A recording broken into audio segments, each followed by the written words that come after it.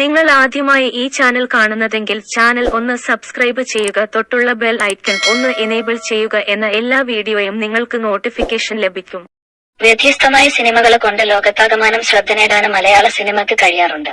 മലയാളത്തിലെ ഇത്തരത്തില് തുടർച്ചയായി പരീക്ഷണ ചിത്രങ്ങളുടെ ഭാഗമാകുന്ന താരമാണ് മമ്മൂട്ടി. അഭിനയിക്കുന്ന പരീക്ഷണ ചിത്രങ്ങളിലൂടെ ഏറെ പ്രശംസ നേടാനും അദ്ദേഹത്തിന് സാധിക്കുന്നുണ്ട്. അദ്ദേഹത്തിന്റേതായി തിയേറ്ററിലെത്തിയ ഏറ്റവും പുതിയ ചിത്രമാണ് പ്രമേഹം. ഭൂതകാലത്തിന് ശേഷം രാഹുല സദാശിവന് സംവിധാനം ചെയ്ത ചിത്രം ഈയിടെയായിരുന്നു റിലീസായത്. കണ്ണൂർ സ്ക്വാഡ് സിനിമയുടെ പ്രൊമോഷന്റെ ഭാഗമായി മമ്മൂട്ടി വാർത്താ സമ്മേളനത്തിൽ പറഞ്ഞ കാര്യങ്ങളാണ് ഇപ്പോൾ ഏറെ ചർച്ചയാകുന്നത്. താന് ഒരു അഭിനയ ഭ്രാന്തനും സിനിമാ ഭ്രാന്തനുമാണെന്ന് പറയുകയാണ് മമ്മൂട്ടി. പണ്ട് മുതലേ തുടങ്ങിയതാണ് ഈ അഭിനയ ഭ്രാന്തെന്നും അല്ലെങ്കിൽ താന് ഇന്ന് സിനിമാ നടനാകില്ലായിരുന്നുവെന്നും താരം പറഞ്ഞു. താന് സിനിമാ നടനായില്ലെങ്കിൽ സിനിമക്ക് തീ പിടിക്കുമെന്ന് ഒരിക്കൽ പറഞ്ഞിട്ടുണ്ടെന്നും മലയാള സിനിമക്ക് തന്നെ സിനിമാ നടനാക്കിയേ പറ്റുള്ളൂവെന്നും മമ്മൂട്ടി പറയുന്നു.